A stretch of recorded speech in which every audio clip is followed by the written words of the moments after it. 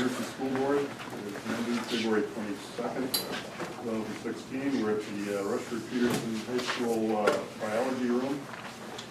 Director Miro is appearing via Skype from the Air Force Lodge, 14 Summit Drive, Minot, North Dakota. And Vice Chair Iverson is appearing via Skype at Hotel Vistamar, Machapa, Nicaragua, I believe. So with that, I would like a roll call.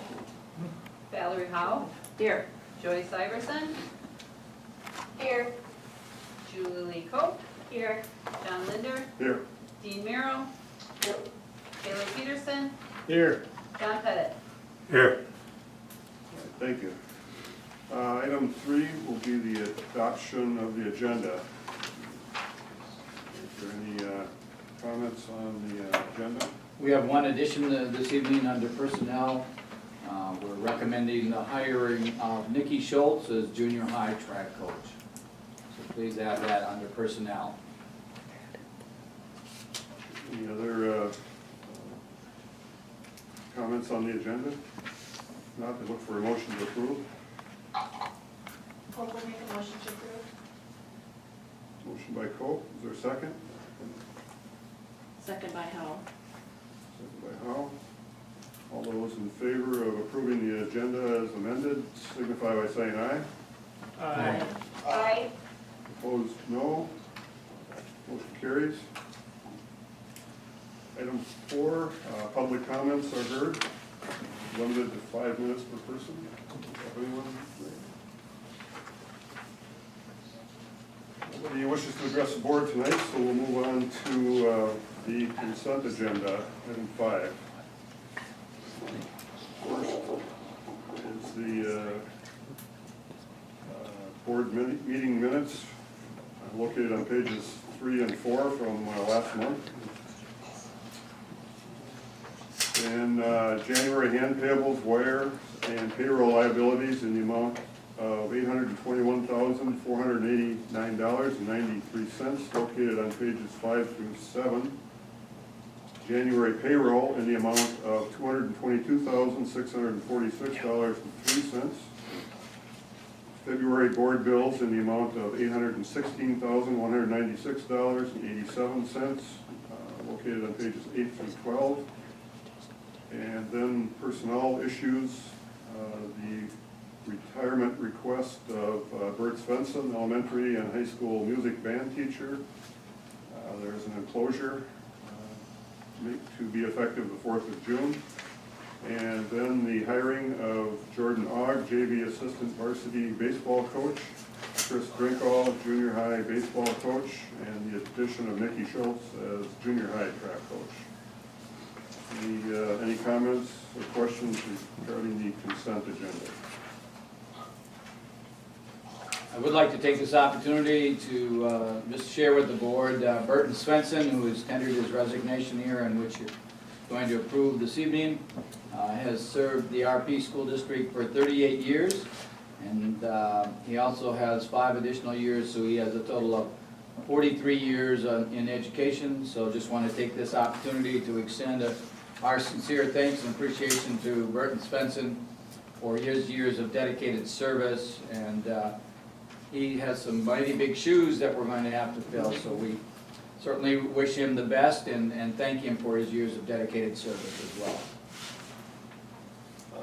Mr. Miller, I note that his letter indicates July 4th, the effective date, and then we have June 4th. Is there can you clarify that? He's asked to just be able to stay and clean out his room, which will not be an issue, so pending that his resignation will be effective at the end of the school year, with the understanding that he'll stay to clean out his room, which we're very appreciative of. After 38 years, you collect a few things. Any comments on the consent agenda? Anybody else have any questions? Hope will make a motion to approve. Motion by Cope to approve the consent agenda. Is there a second? Second by Miro. Second by Miro. All All those in favor of the consent agenda, item 5, signify by saying aye. Aye. Aye. Opposed, no. Consent agenda is approved. Moving on to new business. Item 1, discuss approved superintendent evaluation form. I believe we all had that in our packet. And is there any comments, questions on the evaluation form?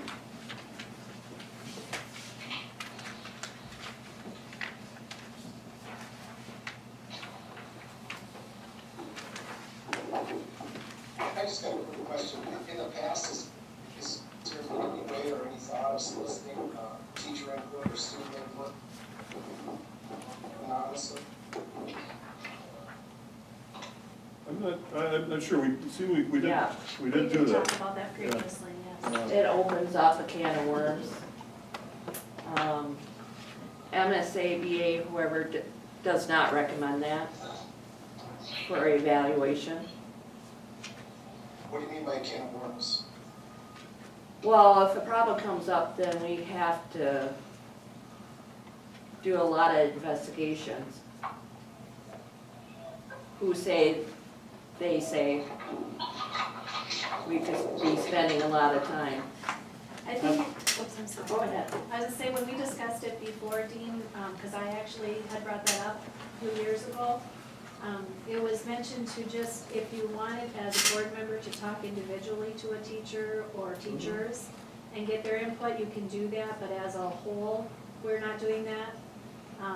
And that we could bring back any concerns we have from our own individual discussions we have. Okay, that's good enough. On another note, is it all right for the school teachers to advertise that we're, approachable to discuss anything with them? Oh, yeah, Yeah. that's gotta be a good idea, yeah. You know what I mean? Yep. Instead of me cold calling, if you will. Right, I mean, if so, I'd be more than willing to listen. sure, no, that's a good idea, and it's to be encouraged. Because that's, that gives you the opportunity to find out, they may not be, may wish to remain anonymous, or maybe not, but it'd be, I think it'd be a good idea to get their concerns or questions. Yep, that's all I had. I think other schools do something kind of a hybrid of that, is that correct? Does anybody know? Well, back when I was checking into it a couple years back, it was probably about half and half. Some do and some don't, so I couldn't find anything that was consistent all across the board for it. Thank you, thanks, Julie. Thanks, Jim. Just for our information, this, assuming we go ahead with this evaluation, I guess one of the responsibilities that I have is that I have to compile everybody's comments, and we have a deadline of March 10th. I don't think that's a hard deadline, but we'd like to get it as soon as possible, I think. And so if we could, and probably email to me would be the easiest way to do it. And then I can put it all together, and then, hopefully by the March meeting, then we could have those comments available. When do you want us to have it emailed to you, Mike? Well, we have March 10th as a deadline here, but, So you want to give yourself how much time? well, give me our meeting, that'd give me a couple of weeks, so we could have those comments to me. Are you gonna email this? Because it says we have it in our packet, but I don't have it. Yeah, I don't either. I think it might have been in the You don't have this email. packet? Mhm. No. Yeah, this is, We have the Yeah, I don't school have it board either. self-evaluation, but we don't have that. yeah, we'll need to get this packet to everybody then. We'll double check with Laura. I apologize that she's not here. She's under the weather, so we'll make sure that that gets out to all the board members. I have one more question. Okay. On the very last page is superintendent's goal review. Was their goals set last year that you will review? I think we had goals. We did, yeah. We, Like, Yeah. okay, is that, you fill out this sheet, John? I'm not sure what you got there.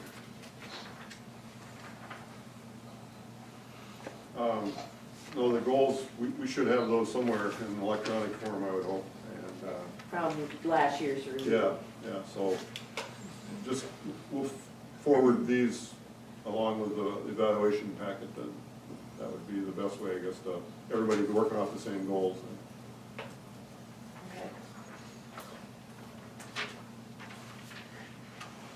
So is everybody clear on what we need to do then? We'll get these out to everybody and then get them back to me as soon as you can. Is it possible to get those tonight yet, or? John, can they be sent out in a Word form so that we can all print it off and fill it in? Well, I guess either way, Word or PDF work for that. I think so, yeah. Yeah. What was your comment? Well, I was just gonna ask if they were available to get tonight, or if they had to be sent electronically, or what. I'm sure we could make a copy, but electronically it'd be the, eventually it'd Yeah, be the way to do whatever, it. yeah, I guess I just wanna know that I'm gonna Yeah, have it. if you want a hard copy, we can make one before you go tonight. Yeah. If you can send it out in Word, then we can all fill it in Word and send it back electronically. Okay, that'd be easier. Make it easier to cut and paste for me then too, I guess. So you're okay with sharing this with Taylor then? Yeah, Okay. Well, if you're sending it out in email form, then I'm fine with it. I Okay. just wanted to know that we were gonna. yeah, okay. Otherwise, we give you that printed copy. Your choice. Taylor, What's that? we can give you that printed Oh, copy. as long as I get an email, that's Okay. perfectly fine. All right. Do our best to get it out to you first thing in the morning. Okay, any other questions or comments on the evaluation? Not, look for approval of item 1 under new business, we approve this form. Hope will make a motion. Motion by Coe, No, Second. second by Peterson.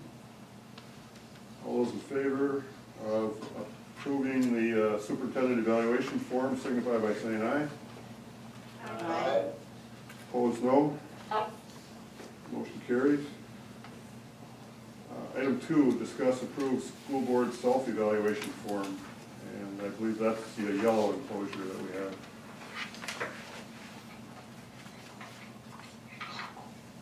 Dean and Joyce, do you have a copy of that? Yes. Yeah, it was in an electronic packet, and so was the previous one for the superintendent, so she has it all bundled up electronically, so Okay. it shouldn't be a big deal. Okay, great. Anybody have any comments on the self-assessment form? This was recommended by the MSBA training staff that were at the superintendent evaluation training, Okay. And this, that taught that. Then who's gonna look at it, Joyce? I couldn't remember. I mean, what we're gonna do with it, the results of it. Joyce, did you hear that? No, I did not. Val had a question about what becomes of this form once we complete it. For the self-assessment for the board, Yes. Right. I guess once it's filled out, we could discuss it as a board. If it's approved, to do that. But it's always a good idea for a board to look at it itself as well as the staff that are responsible to evaluate, which is just the superintendent. Right. It would be advantageous for the board members, if you want to fill this out and email it back to Laura, we'll ask her to do a tabulation for you.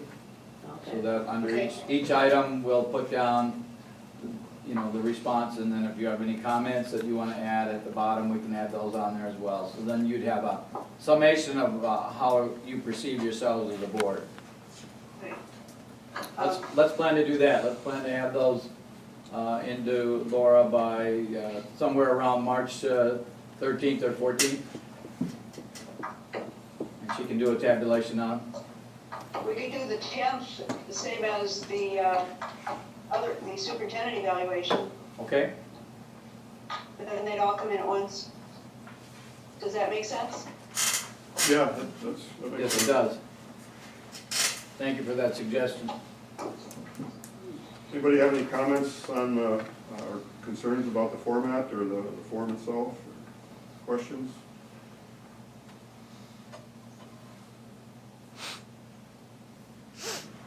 Not, I look for a motion to approve or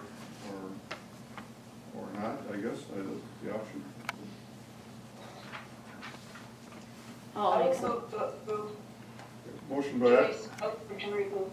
Iverson. For a second? second by Hal. Second by Hal. All those in favor of item 2, approving the school board self-evaluation form, signify by saying aye. Aye. Opposed, no. Motion carries. Okay, item 3, discussion regarding cell phones for school employees. Some information on pages 13 and 14. I think we had a, I gave you, each of you got an update, and unfortunately, Joyce, I don't know if you got a chance to go to your email this afternoon, but that was emailed out towards the latter part of the afternoon. But I did provide each of the board members a copy of that this evening, along with 3 different options for you to consider. So I would entertain any conversations here you have in regards to the cell phone use for school employees. Taylor, this is something you wanted to discuss? or you- Yeah, I had sent the issue to you. Right. I guess, as I stated to you earlier,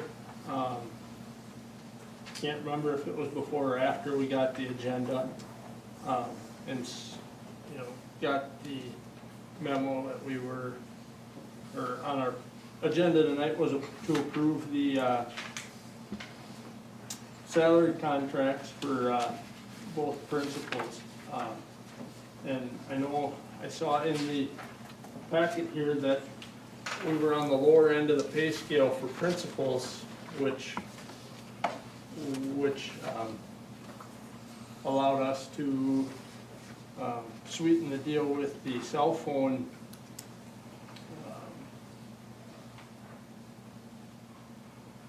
contracts. And now after seeing that we're gonna approve a pay raise, which is what I looked up, consistent with what the median principal salary for both elementary and high school is for the Rochester Public Schools, and it's fairly close to Winona Public Schools as well. I think we can eliminate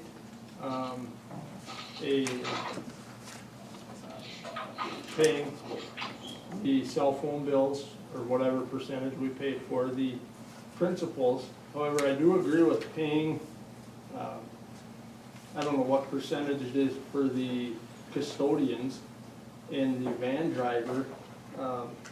I guess the van driver, I can agree with that. You know, if something were to happen, he's out in, I don't know where he goes, say Whiscoy Valley or something, and he gets stuck, or you know, somewhere he needs to call for help. I think that's reasonable, and I also think it's reasonable for the custodians, Paul and Rick, to each have a cell phone allowance. If something goes wrong here and only one of them is here, it'd be advantageous for them to be able to get a hold of somebody to help them. But again, I think if you're making over $80,000 a year, I think you can. Okay.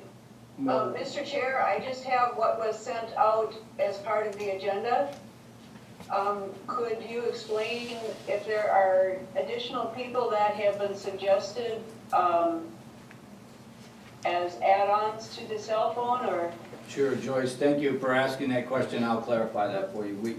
We did add some additional, we were surveying some of the area schools, and we did add a few more area schools on Caledonia, Chatfield, and La Crescent, and they were just late in getting their information to us.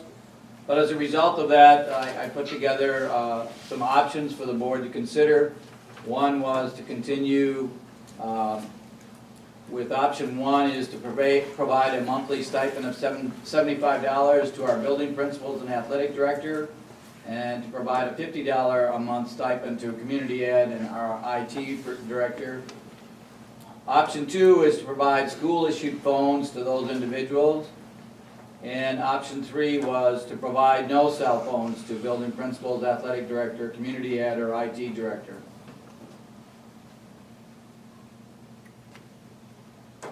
So I right hate now, to ask this, but what's the delta on cost, just your estimate, Mr. Moore? I'm sorry, Dean, say that again? So, What does it cost each what's the option? delta? Cash, money. What are the costs for each option? Uh, Option 1 is 75 per Per person. Item 2 and 3 doesn't have well, item 3 wouldn't be no cost. And item 2, what would it cost to? Yeah, that's a little tricky because on phones that we get, that we would provide to the district, for example, the one that's provided to me and the one that's provided to the custodians and the van drivers, we are able to secure some E-rate rebates on that, so it's difficult to nail those down as far as individual costs for each particular cell phone. The best, Annual. yeah, the best that we could do is, in my superintendent's report, I did share with you that Paul Anderson and the one that I have is $53 a month, and Rick Hansen's is $53 a month. I think Paul Anderson's at $35, I stand corrected on that one, $35, and the van driver is $35. So we were able to make an estimate on that based on the E-rate reimbursement we received back. So one more question, do they prefer to have their own phone and to be compensated, or would they rather have a school dedicated phone? They would prefer to have their own phone because you know how difficult it is to carry one phone. Now they'd have to carry 2 phones. I've been there. Yeah, so they would prefer just the one. And as if you look at the provisions provided by area schools, there's a consistency there for building principals and athletic directors and superintendents. So we would ask you as a board to take that into consideration as well. I guess in the corporate world, it's pretty common to have your key employees be, that are required to be in constant contact or available at any time, provide them with a phone or communication device. Dean, I presume the Navy has one for you. I had one when I was on active duty, and, that's just one of the things they expect you to be able to be available anytime, so. That's totally where I was going, but it would be a lot better if I could only, carry one instead of trying to juggle 2. Right, no, I understand, but you know how the military is, they like to have their own dedicated stuff, so. I know in our business, we pay a stipend for people that use their personal telephone, Okay? a monthly stipend. So, the corporate world also does that. Yep, and that's kind of what option 1 you're referring to, or is that? Yeah, And I did a stipend when I was working at also. mhm. Right. Yeah, this is not unusual at all.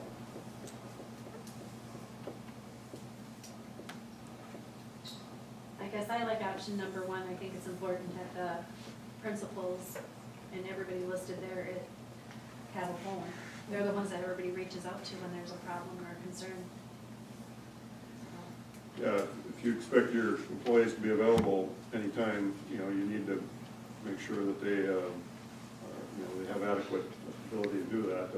And Taylor, I understand your point, but it doesn't come down to the money, actually, it's about, we have to have them available at all times, so. And some of the, the van drivers, I'm sure they don't get paid all that much, so Oh, and I'm fine with providing the custodians and the van drivers with, some type of a, whatever Rod is getting, 53 or 35, I guess. They're gonna be out where they aren't gonna have access to a phone. If, if they got flat tire or they, get rear-ended or whatever, they're gonna have to contact somebody somehow.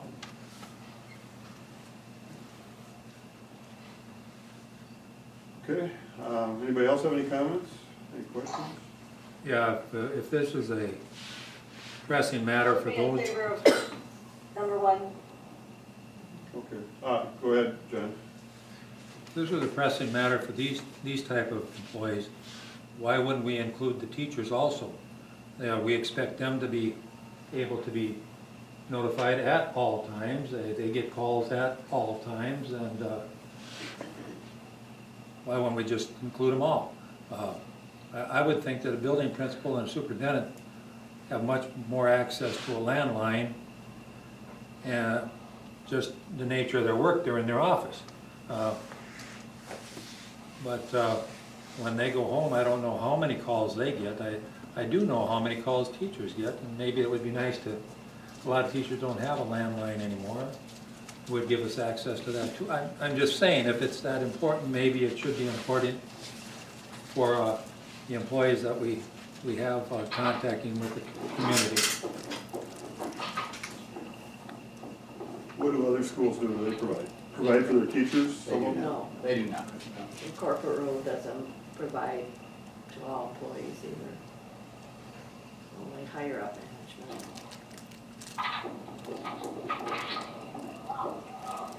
Okay, any more comments, any questions? Any more discussion? Do you want to make a motion or table it or Coke will approve? make a motion to approve option one. Motion by Coke to approve option one. You guys hear that? Yes. Okay, is there a second? I'll second. Second by Howe. There is a motion to approve option one. Could we do a roll call vote, please? Valerie Howe, Option one, Yeah. yes, yay. Joyce Iverson, Yes. Julie Cope, Yes. John Linder, Yes. Dean Miro, Yes. Taylor Peterson, Nay. John Pettit. No. Motion carries 5-2. Moving on to item 4, approve the 2015-2018 contract for Jake Tim, grades 4, 5, and high school principal. And there is an enclosure for that as well.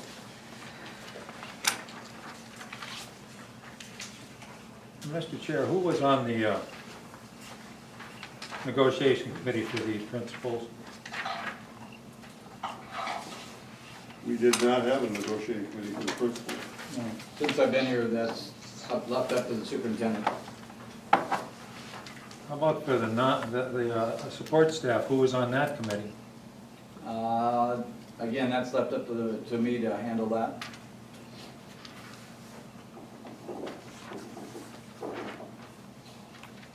I do the custodians as well. The only one in which we've had a committee that works with me is on the teacher contract. All the others is, since I've been here, it's been the expectation for the superintendent to meet and bring back to you a recommendation. Well, I would personally like to see that change. I think it should be done by the board. If we're going to have to approve it, we should have input into it. If nothing else, just to know what's going on. Other than the day it's ready to go, we get a copy of what it is and what the other schools are doing. I guess I'm not in agreement with that just because we're not the ones seeing the day-to-day work that they're performing. So just the input that I get from Mr. Ayler at the board meeting for approval is all I need to know. But are we the ones seeing the day-to-day work of the teachers as well? No, that's how come we're not really, But we have, I mean, we at least get to that's know part what of the they union want. though. It's a union. I believe by statute, the superintendent is required to evaluate the principals. Is that correct? That is correct, yes.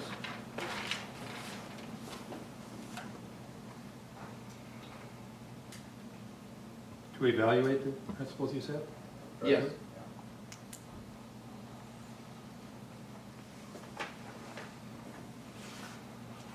But just just for clarification, that's separate than negotiation for compensation, correct? Yes, it is, Dean. Yeah. Yeah. Okay. Yeah.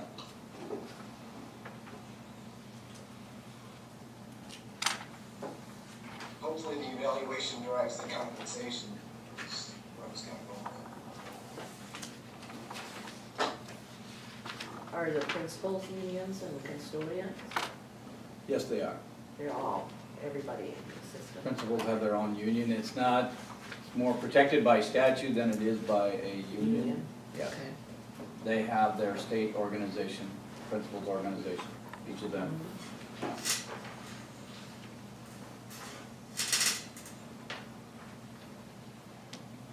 So what do you base your,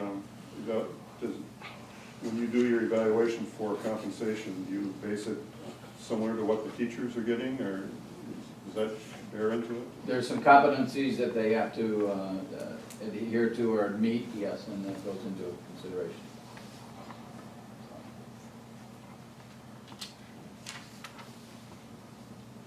And I have ongoing conversations with both of my building principals, so for formal and informal evaluations are ongoing, so it's and then there's a formal process at the end.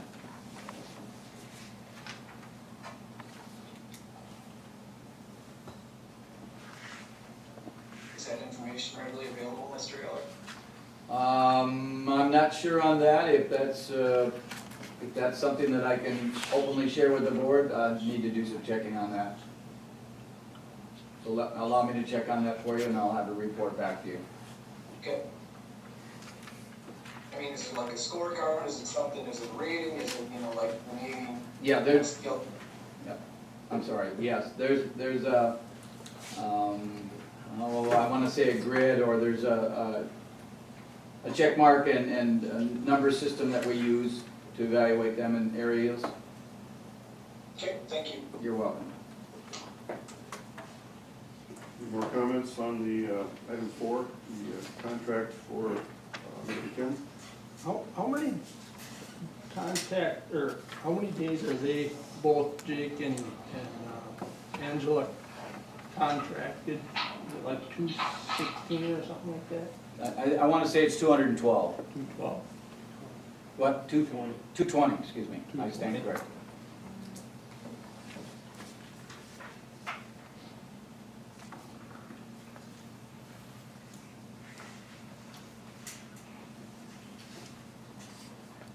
Is there any more comments, any more questions? If not, let's. What is that, is that 8% that said in here, increase? No, it's 2%, 2.3, I know Yeah, I've it's seen not it as in much here. as the teachers were 2.5 getting. and 2.0. Remember, this is a 3-year contract as well. This is for this year and 2 years out, so please keep that in mind as well. The sheet that's in your packet would indicate over on the right-hand side, percentage increase.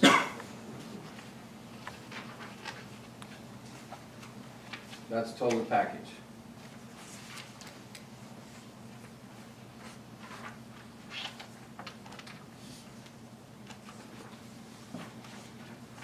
Any more comments on item 4? I mean, that's a lot of money for 220 days. I mean, in the real world, if you got 100 beef cows, you don't even gross that much. But in the business world, You People at don't that think that's salary. business? no, I'm not saying that at all that is, but I'm saying if you take this out of a school reference and put it in the working reference, the amount of hours that they're putting in for that many days is equivalent to the amount of hours people are putting in for a 40-hour-a-week job all year long. So I don't think it sounds outrageous, I don't think it sounds overly priced when you look at it. I mean, they're not 8-hour-a-day employees. I know a lot of people that ain't 8-hour-a-day employees and they don't make a tenth of that. That may be true, but that doesn't mean that we have to take and reduce people's salary because it doesn't fit with other people. You have to take lots of things in you're referring to people who work that many hours and don't get paid that well? What's their education, what's their experience, you know? Your little piece of paper hung on the wall don't mean nothing. Well, it does. Not always, Mr. but Chair, it does. I think Yes. we have two exceptional principals, and we should reward them accordingly. And if it's appropriate, I would make a motion to approve those contracts. It certainly is appropriate. Motion by Iverson to approve. You have to do each of them separately. Yeah, this one would be just for Mr. Tim. I will second, Hope. Second by Coe. All those in favor of approving the 2015-2018 contract for Mr. Tim, signify by saying aye. Aye. Opposed, no. No, Motion carries. Moving on to item 5, approve the 2015-2018 contract for Angela Shepherd, K through 3 and middle school principal. Hope will make a motion to approve. Motion by Coe to approve. Is there a second? Second by Howe. I'll second Iverson. Go ahead. Well, second by Howe. Okay, all those in favor of the item 5, approving the 2015-2018 contract for Angela Shepherd, signify by saying aye. Aye. Opposed, no. no. Motion carries. Well, thank you both. I think you both are doing a great job, so we appreciate it. Item 6, approve the termination, non-renewal of Lisa Sackreiter, career tech and vocational agriculture teacher. I've got a few questions on this, because this one irritates the living daylights out of me, and it has for the past 13 years. Since 2003, when I started high school as a freshman, in 4 years I had 3 egg teachers. Since then, we've had 5, possibly. If we terminate Lisa, it'd be 5 more. I wanna know why. I mean, I haven't heard anything bad about her. I haven't seen any negativity about her. When she was teaching in Fillmore, or running egg in Fillmore Central, I attended FFA events that she was at. I guess I wanna know why we don't keep a steady one around.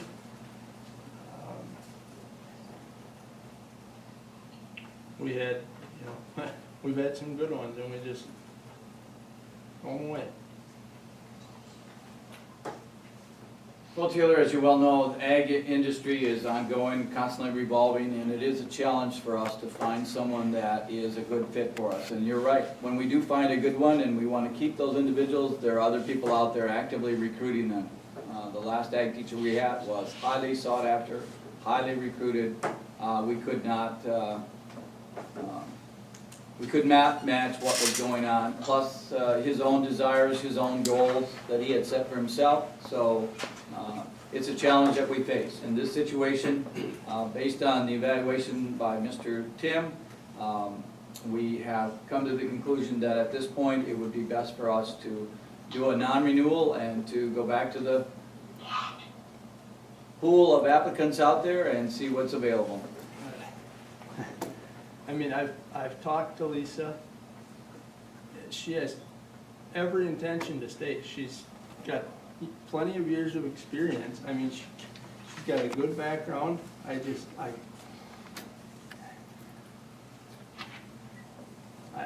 know it's ever evolving, but, I got faith in her. Okay.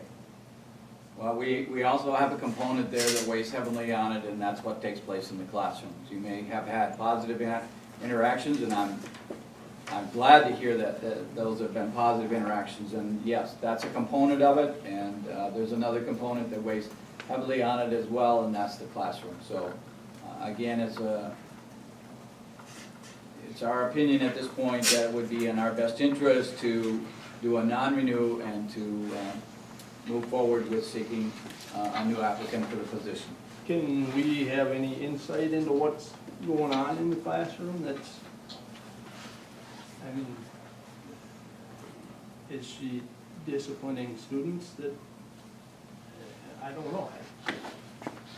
I think it would be fair for me to say, so that we're not in violation of any agreements here or anything that might hang myself up or the board up in regards to that, is that from our professional opinion, it is in the best interest of the school district at this time to non-renew and to go out and search for a new applicant.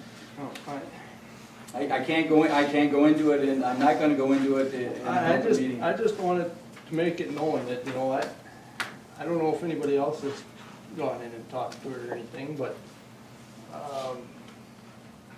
I'm gonna do every damn thing I can to make sure that we get one that,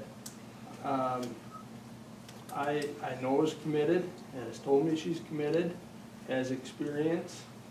I'm gonna do any dang thing we can to keep her around, and if we're gonna keep playing this revolving door game with our career tech and vocational ag, I just think, takes me off.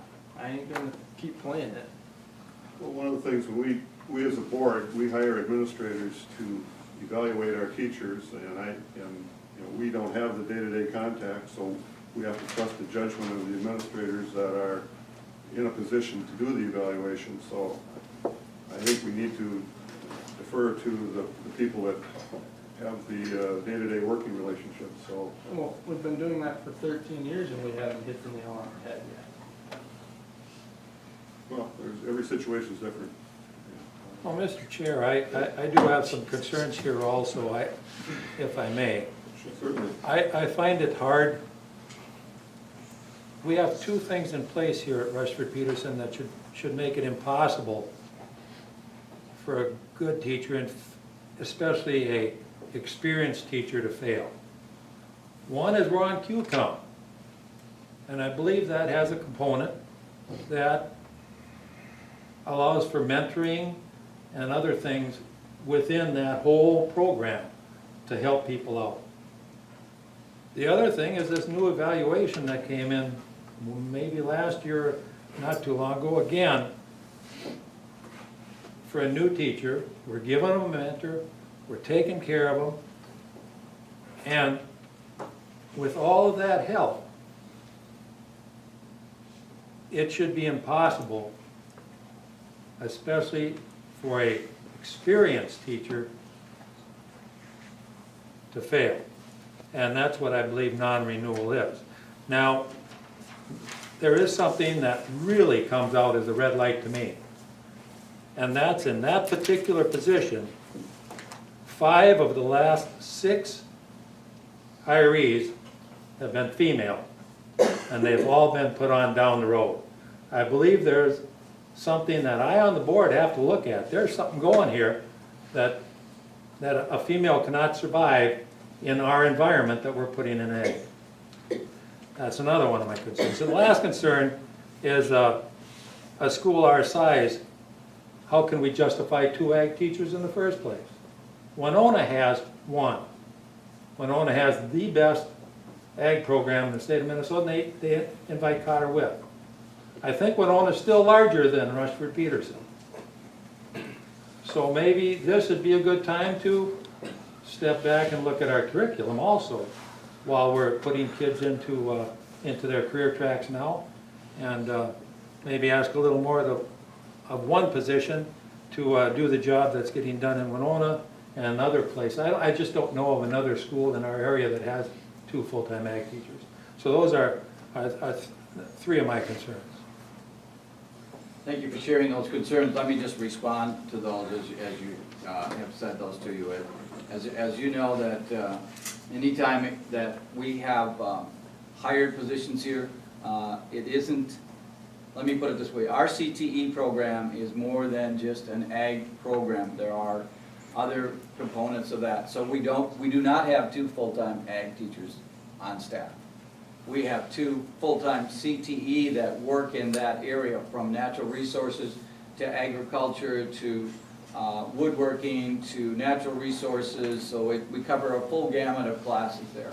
They're not all ag related. So the 2 individuals we have Both of them do assist with the FFA program, but it is not specifically all ag related. Some of Then them are maybe we ag should be business. hiring a CTE person instead of an ag person. Maybe that's why we're failing to keep a good person in that position.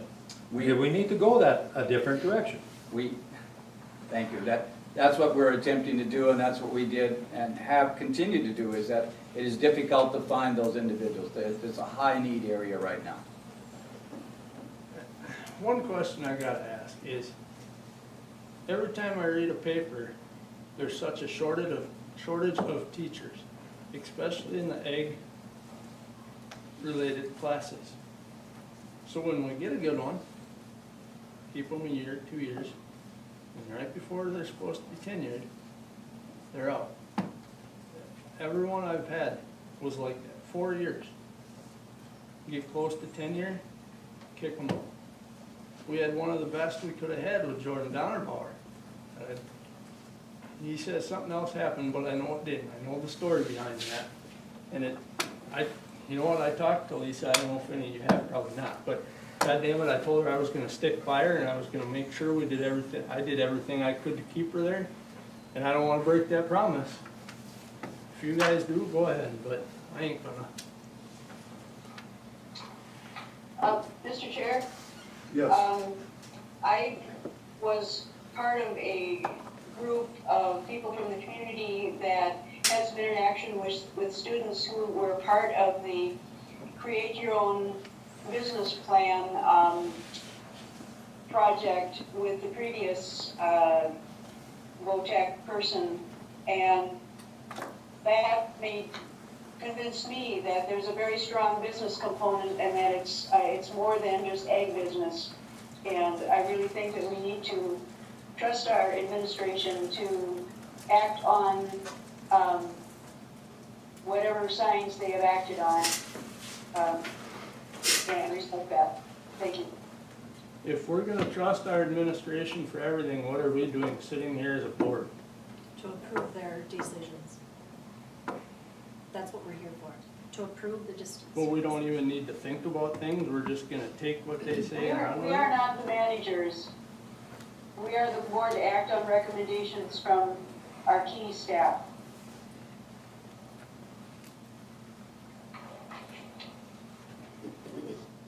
Any other comments on item 6? I think, I'd like to make a motion to table it. Okay, motion by Miro to table. I'm gonna, And Dean, when you say, And just, I mean, go ahead. I was just gonna say, and what is it that you wanna find out if we table it? I mean, I think just a little time, often, it's not that, you know, I'd like to know a little bit of the detail, if I may. You know, we just signed 2 contracts for extension, and now we're gonna do a termination. I think that we wanna make sure that we have this right. That's my opinion. And it's nothing against Mr. Tinkham, I just wanna, you know, I can't ask the questions I wanna ask in this forum.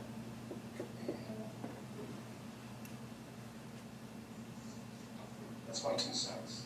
Okay. There's a motion by Miro to table item 6, I'll second that motion. second by Peterson. Any discussion? I would ask anybody who hasn't talked to her, just to go in and talk to her. It might change your mind, you never know. Mr. Ayler, if tabling this, would this have any effect on the probationary status? It's tabled a month? No, the reason that we're moving forward with this at this time is to get a leg up or a heads up a little bit, because as we well know, it's very competitive out there. So our rationale and our reasoning for this is so that in a month, our recommendation would more than likely come back to you with, again, the same position that we're recommending this evening. It just gives us an opportunity to get our position advertised and to get moving forward, because it's a very competitive world out there, and it's a challenge to recruit those individuals that are going to fill this position for us. So if tabling this essentially does nothing, could Dean remove his motion to table this? And either Dean make a motion to, not approve the termination, or any other board member not approve the termination? That'd be up to, there's a motion pending, I guess, at this point, so we have to act on it.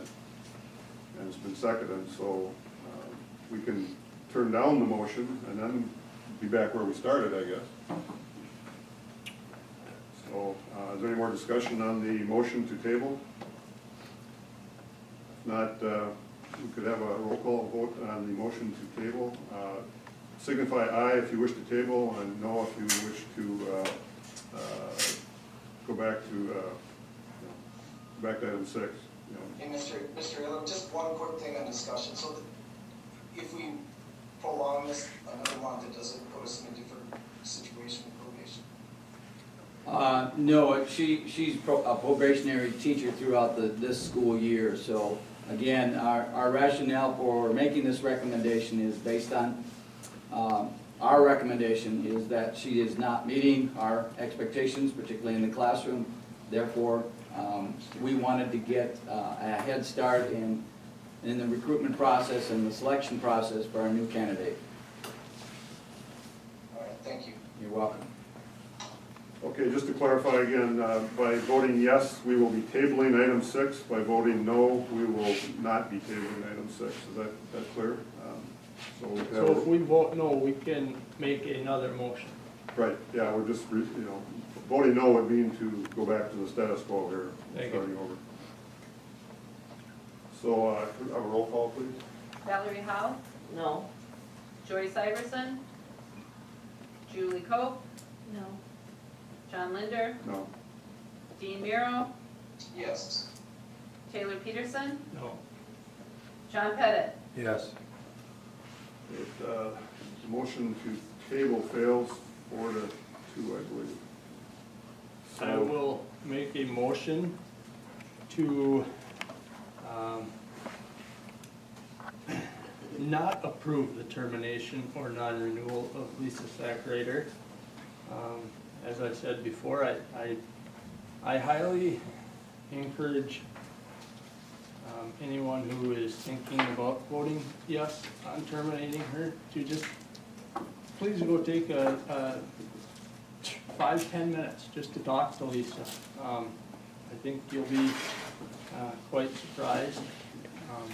So I will make a motion to not approve the termination, or how can I'd like to make a motion to not approve the termination, but also to keep Mrs. Sackrader on staff as a teacher. Has there been a motion? Uh, Has there been a motion yet on number 6? Taylor is making the motion at this time, Joyce. His motion is to not approve the termination of non-renewal for Lisa Sackrader. Is there a second to Director Peterson's motion?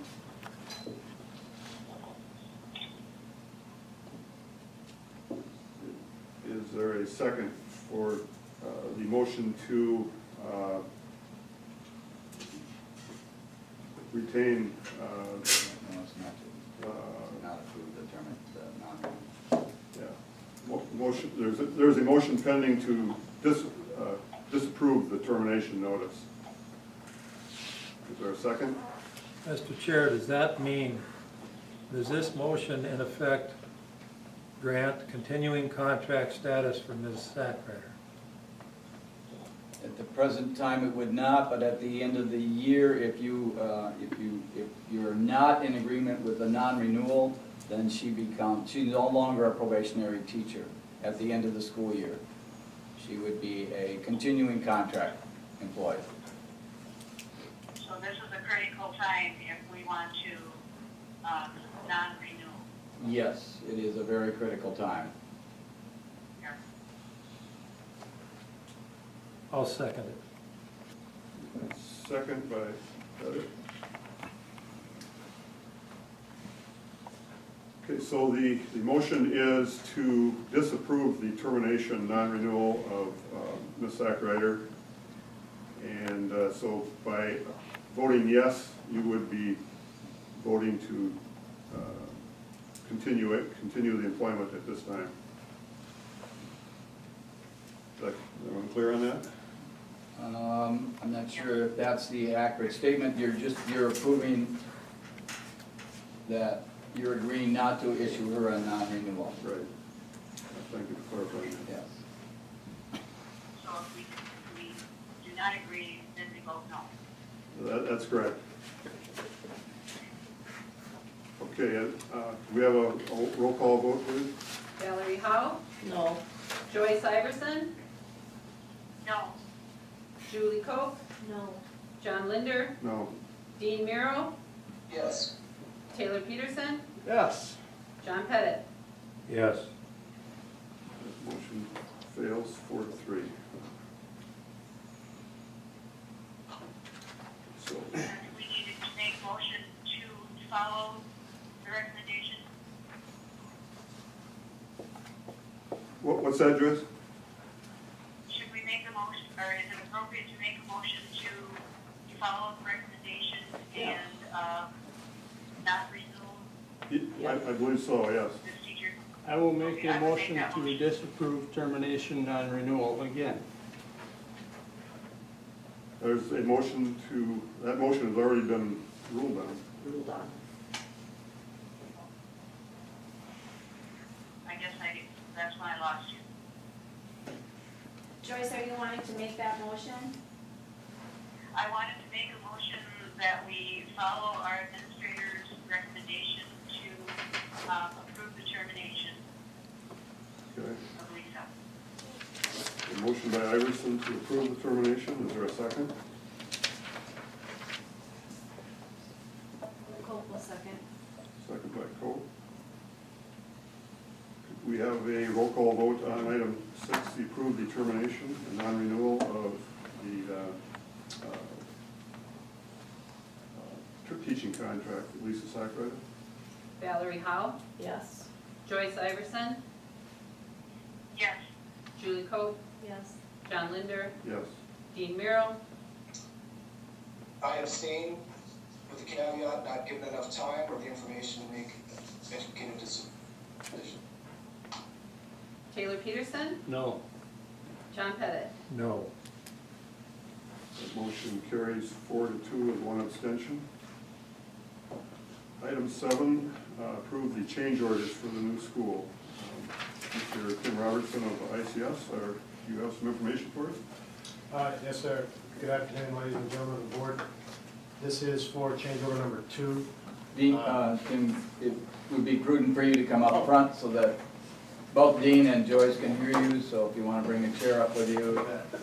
I can stand up. Okay, that'd be good. Thank Is you. this good? Can you guys hear me? Oh, Lima Charlie, thank you. Okay. This will be for change order number 2. As I had stated last board meeting I was here, I try to bring one a month to you so we can handle finances, keep all the numbers under control, keep them in check as well as we can. This change order is actually for a credit, so it is a contract deduct of $29,356. There's several PCOs, which are potential change orders, so several items built into this that just get added up, and the total sum of the number equals a credit on this one. So I can answer, I can answer anything you want to know. If you want to know what each individual item is, I don't know what in-depth that you want me to go into. Maybe you could just explain what the credit is for? The credit, the largest credit that we, there's 2 substantial ones that we accepted. It's a wall tile reduction, and what we had is on the contract documents, in the wet rooms, the bathrooms, shower areas, etc., basically anything with a water fountain or a urinal or a toilet shower head on it, we have ceramic tile going all the way up from the floor to the ceiling.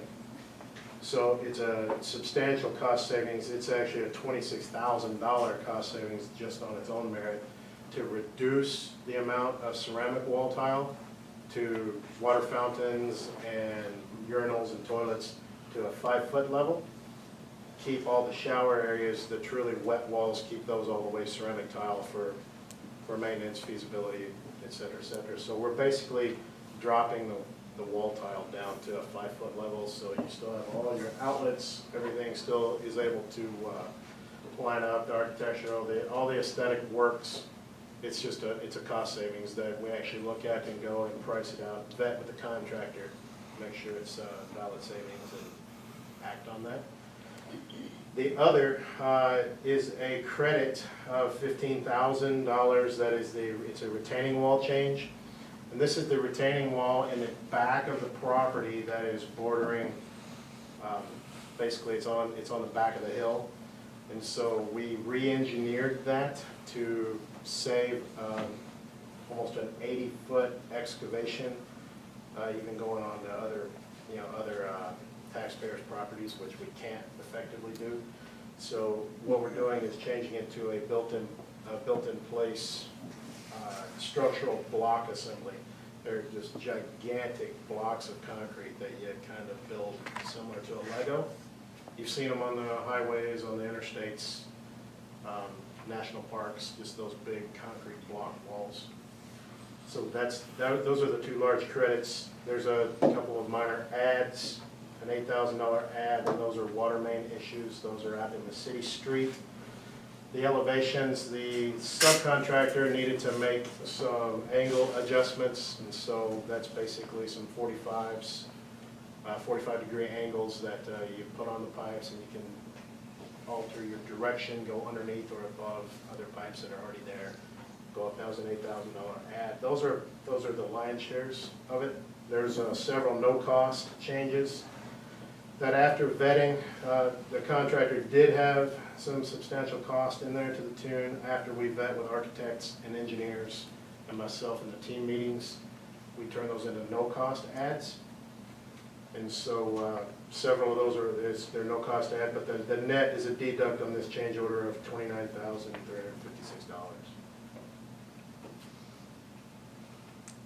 Good. Any questions for Mr. Robertson? Is every month gonna be a credit like that? I can only hope so, but no.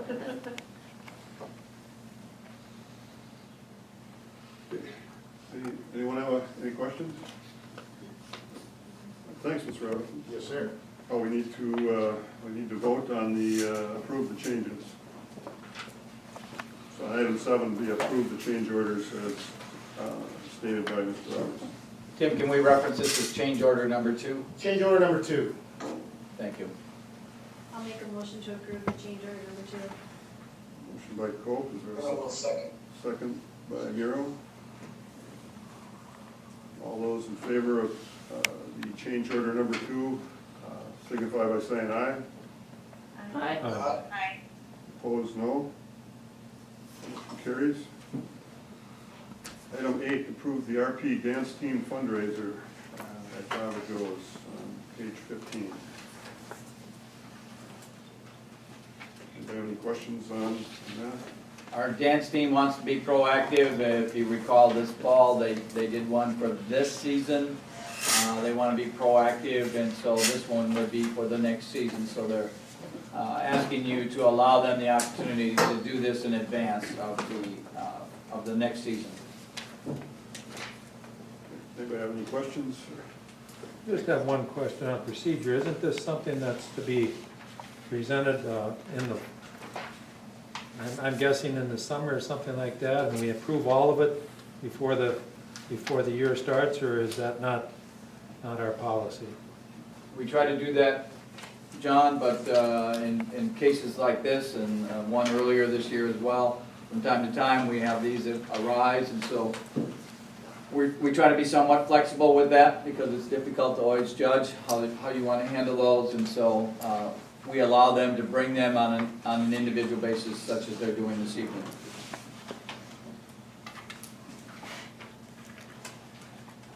And I'm not asking that question because I'm against the dance team raising funds.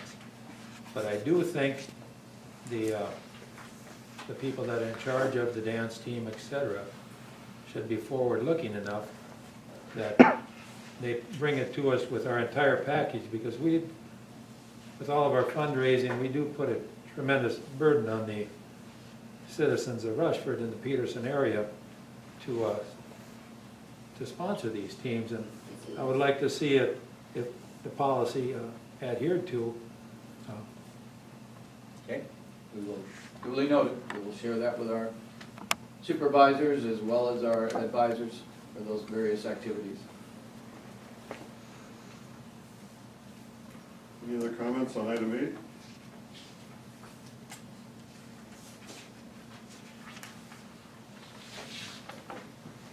Not, look for a motion.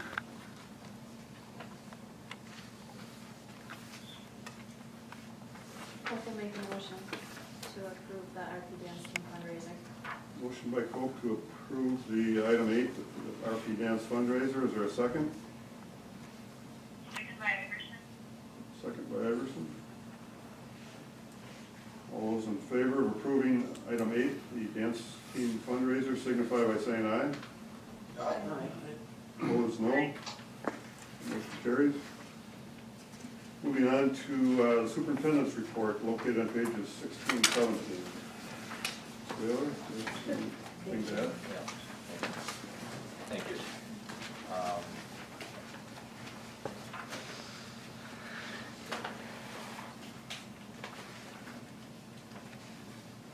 First of all, just a quick note of thanks to you as board members for serving as board members. Last week was Board Appreciation Week, so on behalf of the staff and students and communities, thank you for serving in this capacity.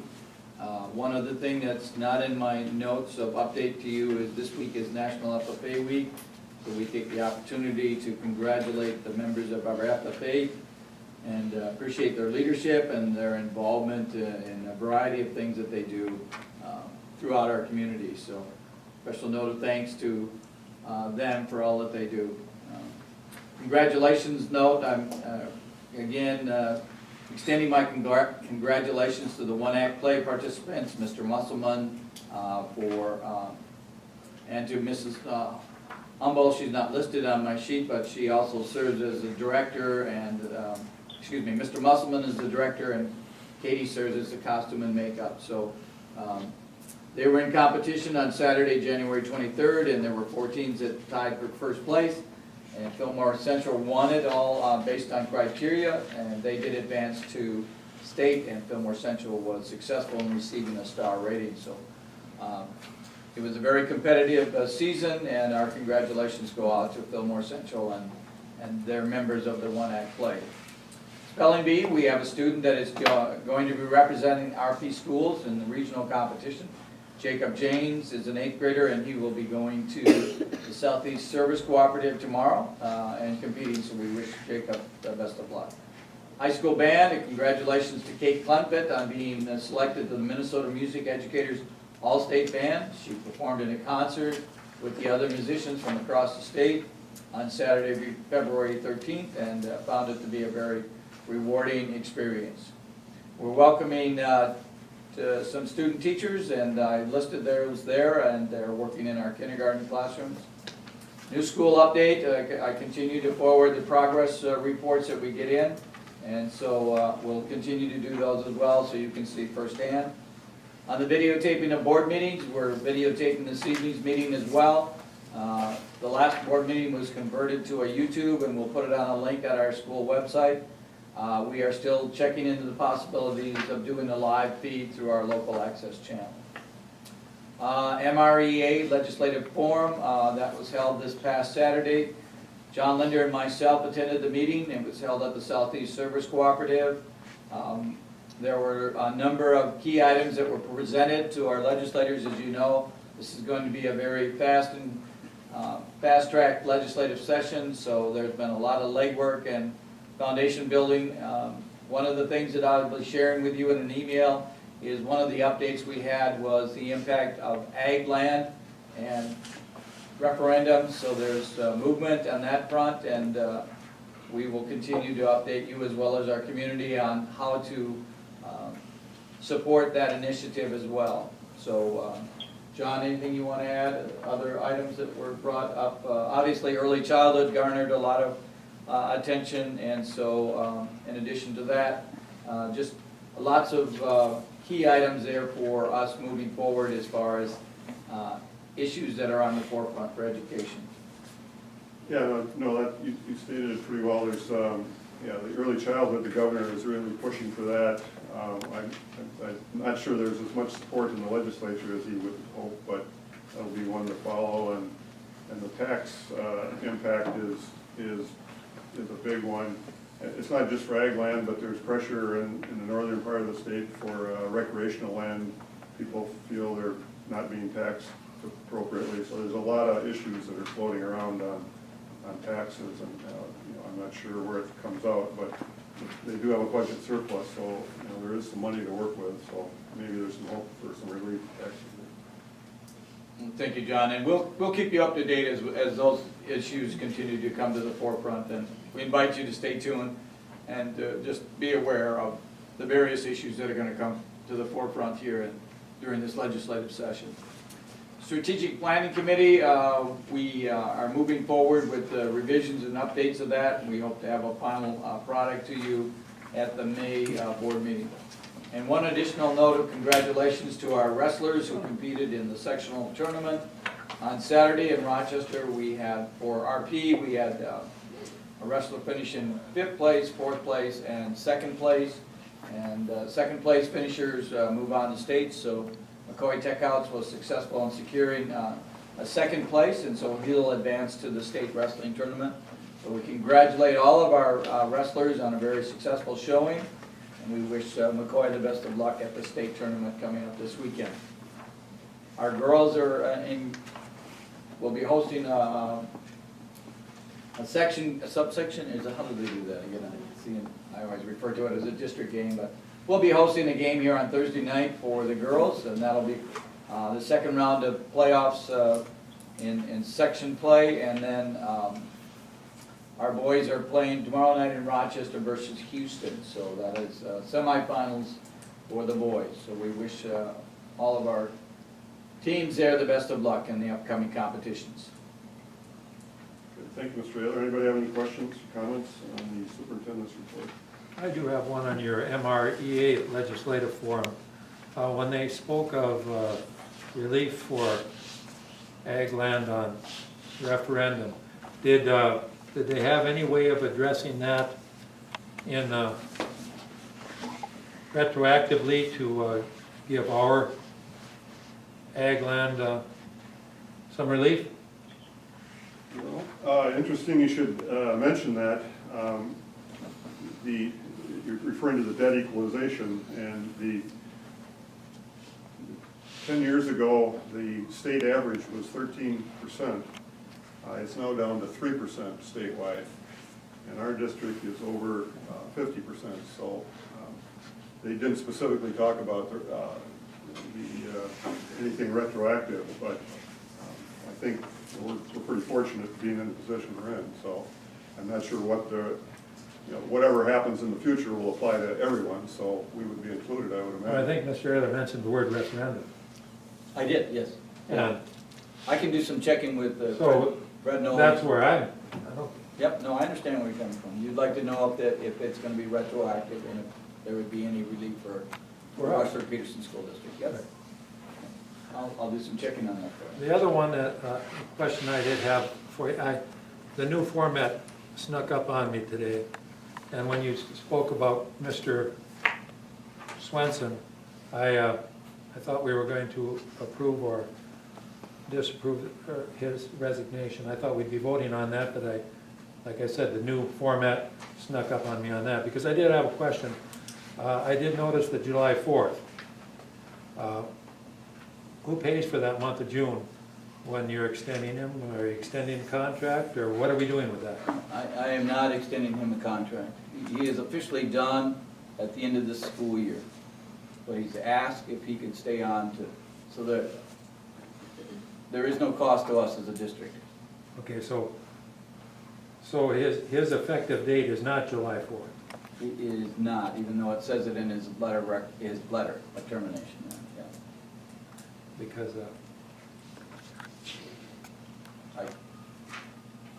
Mr. Miller? I didn't want it to be extended for him. Sure. Isn't that kind of a liability issue though? I mean, if he's not technically an employee, and I don't know what devices he has in his office, but, I mean, that's something to think about. Okay. Right? Am I wrong? No, you're not wrong. So let me, it's worth checking into, so I'll be glad to do that. No worries, thanks. No? Okay. Anything else for Mr. Ayler? All right, moving on to the community ed report, page 18.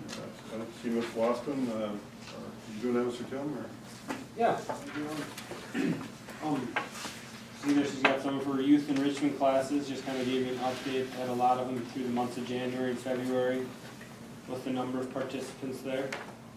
Youth recreation had our elementary basketball. I know we had the real little kids in kindergarten, first and second grade. Our preschool K1 and 2 are in December here in Rushford, and then we had some over in Peterson here lately, a little bit older grades, 3rd, 4th, 5th grade. Our traveling ball was around in some tournaments. Here in town here, we hosted 3 Saturday tournaments. Holly Eckern helped set them up. I know Jordan Ogg was like the supervisor for the site, and then many refs and volunteers for the days. Just an update there, as you guys can see, on adult enrichment. Kind of some classes that are ongoing, some that were out throughout the months here. We got beekeeping coming up, it looks like. Lily by Preschool there, registration process for the next school year. Also there, she says, once again, apply for the Pathways to Scholarship for up to $37,500. Have paperwork, and that won't start until March, so coming up here. ECFE have an open house, open gym for ECFE tomorrow night, and then the following Tuesday as well. Something fun for our early childhood families. Early childhood screenings in April, so we had some that we probably missed, I guess, up in October. So we'll kind of catch up on those. Kids Club there kind of gives the average for the last month, 11 students in the morning, 24 in the afternoon. I know talking to Lisa today, she's starting her summer programming with Kids Club in that now, that process, and then her next advisory council is coming up in mid-March. Okay, any questions on the community ed report? So move on to the elementary, middle school principal report. One big thing happening at the middle school was when Jenny Helgenholz came over and met with the 8th graders. They were pretty quiet as they were starting to learn more about registering for 9th grade. But we have most of those handed in. I know Mr. Tim is trying to get the scheduling going, so that part is needed for the 8th grade to be involved as future 9th graders. The OPA testing is a good way for 3 through 8 to work on the computer, and everything's on the computer this year except for special ed. Some can have paper copies for the MCAs coming up, and it's just a good start for that. The window has closed for it. Some enrichment things I'd like to highlight is, the variety of K through 8, the DARE program for the 6th graders, drug abuse resistance education is going strong. March starts reading month, and on the 29th now we have Dr. Seuss coming from Winona State University for a play for K-5 students, and Mrs. Nelson does a wonderful job planning special activities through the month. We have Reading Wizards one night in February now near the end. We also have a challenge for the students to read books, and there's a challenge at the end for an assembly at the end of this month of March. That's always a lot of fun, and the kids are excited about. The Tri-State Honor Band, Mr. Ayler mentioned last month, is March 5th now, and 6 students are going, and Mr. Olson commented how the ones he put in, they all got it, and he was pretty impressed that that is the case, but they're all very talented on the different instruments, which I included in board notes. The Math Wizards, 5th and 6th grade, more were involved, but those 3 are the ones who did place up there. Tomorrow we take the 3rd and 4th graders to Winona State for a symphony orchestra, which is an opportunity for a lot of students to experience that, which they typically possibly would not. Mr. Svensson also brings someone into our school, and this year it's the Nordic Fiddlers, and So that program is coming up too on March 1st, which is always different and exciting for the kids to see these. The Ag Olympics, that is going to be Wednesday, I believe, in the afternoon, maybe about an hour and a half to do the different activities. And every year it's fun to see the students get to sign up for the different areas they would like to participate in this event. And it's always worth a lot of smiles and laughs and giggles and a good time by all. Chip Shop, as part of that, there's a limo ride for the highest sellers, and we have 15 students along with a couple staff members go on the limo ride this year. Like Mr. Ayler said, I too would like to congratulate Jake James for the spelling bee, which is tomorrow now too, which he's excited about. The Junior Knowledge Bowl as well. Kindergarten orientation is coming up on March 4th, and we have our letters out to the families that will be participating in that day as well. And down bottom, the middle school student council sold flowers and balloons and different arrangements. River Floral was appreciative of their business and did donate $75 to the student council. And Take Charge for Education, which is through Target. The elementary brought in $628, and the middle school had more like $50, $60. So as people use the credit card, a percent goes back to the school to designate. So all nice things. Any questions for Mrs. Shepard? Thank you. Moving on to the high school principal's report. Thank you. Up top there, we just got our honor roll from second quarter. I kind of went through the percentage of the students that were on the A and B honor roll. We had 27 students in our high school that earned a 4.0, and as you see, 61% of our students were on the A and B honor roll. Registration, we're in full swing now. We've held our meetings with all the students to go over the classes for next year with each grade level. We also, a little bit later, those advisory conferences where we brought parents in and tried to invite parents so they know as well as the classes that we're offering for next year and they can ask questions.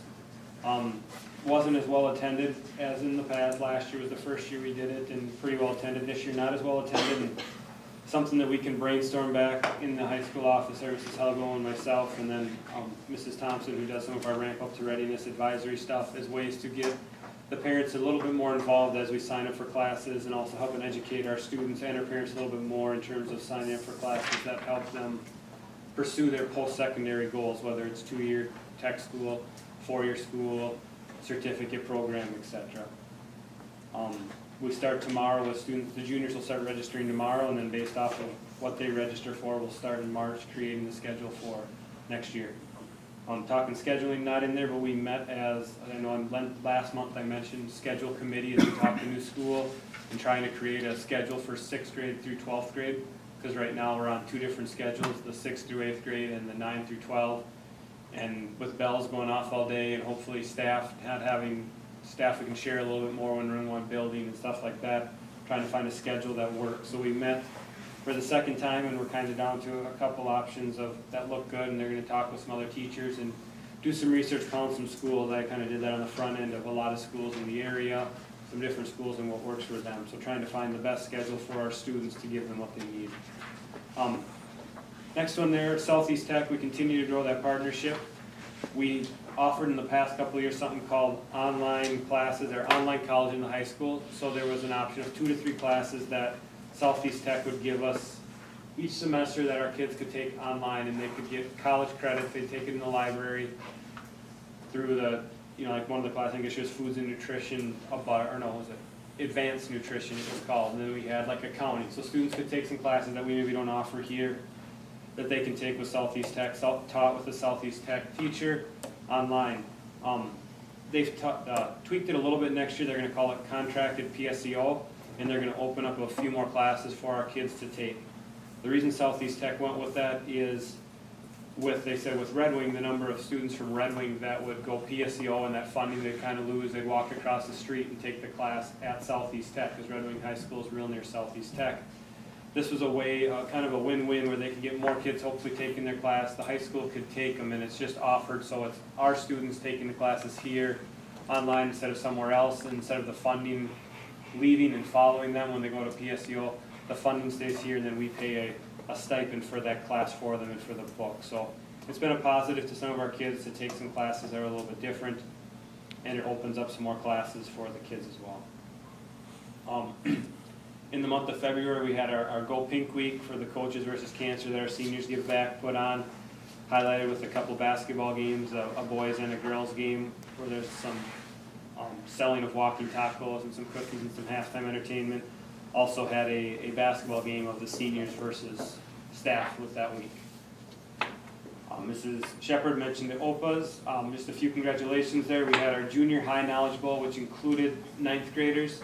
They finished second in the southeast region, and those individuals are listed there, so their season was over. Like Mr. Ayler said, Kate Funkfit performed in the Minnesota Music Association All-State Band, National FFA Week, and then last one there, as we're already kind of thinking next year, talking that we have graduation on Sunday, May 29th at 1:30. We always have 2 board members that are available to help pass out the diplomas, so if there's anyone that's interested, let me know. Otherwise, we'll kind of keep asking as we get closer. Just like to have that help. So. Just like to follow up with what Mr. Tim shared with you just this week, this past year when we did our Go Pink Week, because of the snow days that occurred during that, just my credit goes out to Mrs. Vixen, Mrs. Thompson, and Mrs. Hilgamo, and to the seniors and all the students that worked those events and activities.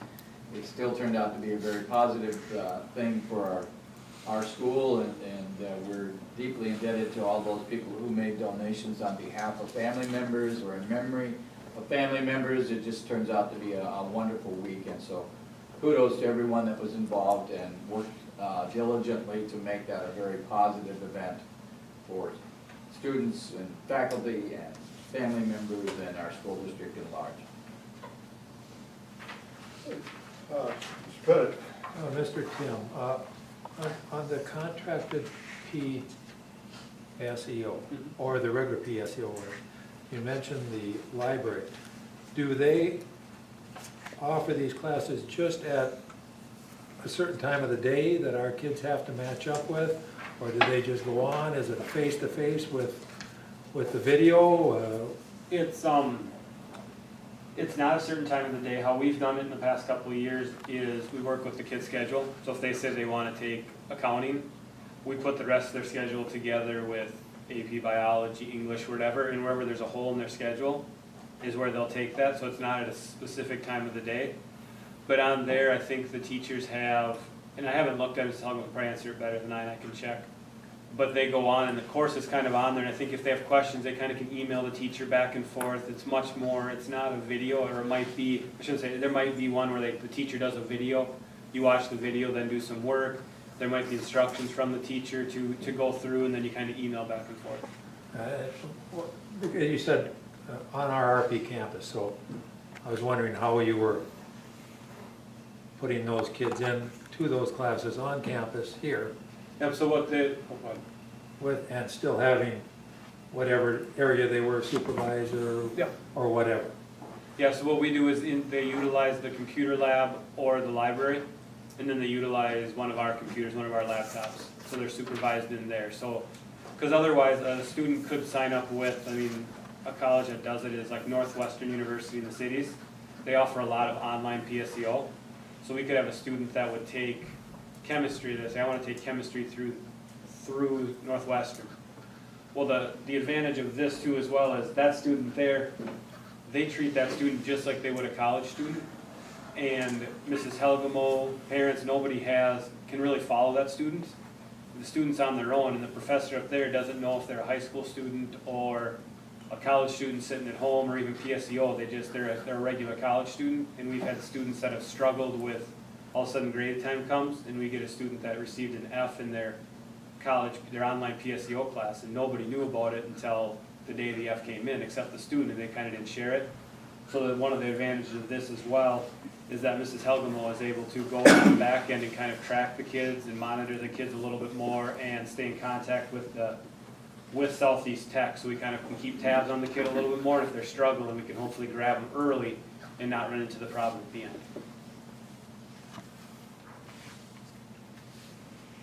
Any other questions questions, Mr. Tim? Thank you. Activities Director, Mr. Beaverdorf isn't here. Yeah, he's asked me to just fill in for you, so the winter activities there are, as I indicated to you earlier, our winter activities are coming to an end here, rather quickly here, and, so. Again, we wish and congratulate those students that have been successful, and wish our individuals that are going on with the state, as well as to the teams that will be playing here in the tournament here, that we wish them the best of luck.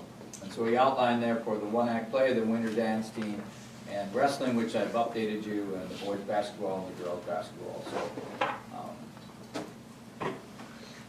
everything is, like I said, coming to a screeching end here at the end, but we're hoping that our teams will be successful, and again, we wish them nothing but the best of luck. So. It won't be long in spring practices. And spring practices are just around the corner. As he indicated to you at the bottom of the page there on 23, the various sports when their seasons begin. Any questions on the activity director's report? I will share, even though it's not in here, our kids competed in the speech tournament this past weekend at Wabasha Kellogg, and the group came in second, so we had a great showing there. So our thanks to Mrs. Michael and Mr. Musselman for their work with our speech students, and again, their season will be ramping up here as they get closer to the March 19th date, which is the Three Rivers Conference speech competition at Fillmore Central this year. Okay, any other comments for the activity director? Okay. We'll be back here Monday, March 21st, 5:30 for our regular board meeting. For a motion to adjourn? John, I got a couple other questions that I didn't think they're real agenda items. Okay. But one of them is, I heard about Jennifer Hansen had fallen on ice or something around the school. Is there any truth to that, or what? I mean, Sure. of course, I just heard it, so Yep. I don't know what. As many of you know, last week there was, on the Monday the 15th, there was a light snowfall that occurred, about a half an inch of snowfall, and our custodians were working on cleaning, and they were cleaning on the north and the west side of the school, and hadn't got around to the south side of the school, and unknowns to Jennifer and unknown to my custodians, that on Sunday, there was an area there where the blacktop met the snowbank and some snow had melted. Yes, she had slipped, and we have turned that into the insurance company. So we're working with the insurance company to resolve that. And then there's another one. I don't know if we were ever notified, maybe we weren't, I didn't read it. But last November was down at the vet's office, and school van, I don't know which one it was, a Dodge or something, was sitting outside there just demolished. Did we have like a bumper? I don't know what the heck happened, but it didn't look very great. That van was involved in a deer accident, and yours truly was driving. So we turned it into insurance, just like anybody Well, else. that's, I mean, obviously it was at the body shop there, so I figured it had to have been Yep. turned over to somebody else. Yep. And then, question about, I don't know if this is where the black dirt is coming from, but I'm wondering if the black dirt that is being hauled south of town to the elevator is from the school locked up there.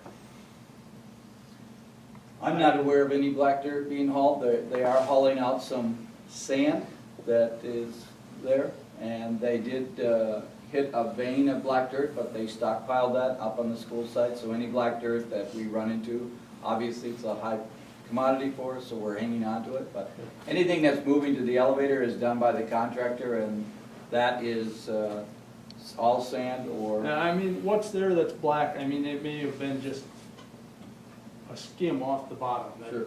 was on the top, so it looks black, but, I didn't know where it was coming from. I didn't see any trucks hauling. All I noticed was that there was more what looked like dirt back there. So I didn't know if that was coming from us or not. Okay, anything else for motion to adjourn? I guess I have one more thing I Sure. want to mention as long as we were just discussing things. If I could just ask the board to refrain from using swear words at board meetings, it would be appreciated. Just remain professional and talk properly. It's duly noted. I would also bring a question, not in reference to that, but to the termination of Mrs. Sackrider. If it were say your kid's favorite teacher, or, you know, a friend of yours, or something else, would the rest of the board that voted to terminate, would they still agree to do that? Or is it because it's someone we don't know, or that you may not know? Does that make it a different situation? I'll answer my opinion on that. No. If it's a recommendation and it's coming from people who I trust are evaluating them properly, I will make my opinion of appreciation of how I feel. If my child thinks they're the best teacher, I will be like what you said. I will voice my approving of them, but again, if I'm in the minority, I'm gonna say, okay, then other people know what's going on, and I would still vote no to terminate. Okay. Just like, if you remember back, long time ago, when you and I both started, Yep. we were having discussions in the board about a particular coach that was not gonna be coaching. I voiced my appreciation of him, but when it came down to it, I also accepted what the board's decisions were on the different coach. Do you know what I'm saying? Yeah, I can understand what you're saying, but, you know, I can about imagine what's gonna happen. We're just gonna keep, I don't know if there's another teacher's kid that wants the position or what, but I can just see we're gonna go around and around and around, and now we have FFA week, and we're telling our, one of our FFA advisors, hey, we don't want you, so enjoy FFA. Good, anything else? I'll make a motion to adjourn. Motion by Hope. Second? Second by Hall. Any discussion? All those in favor of adjournment signify by saying aye. Aye. Aye. Opposed, no.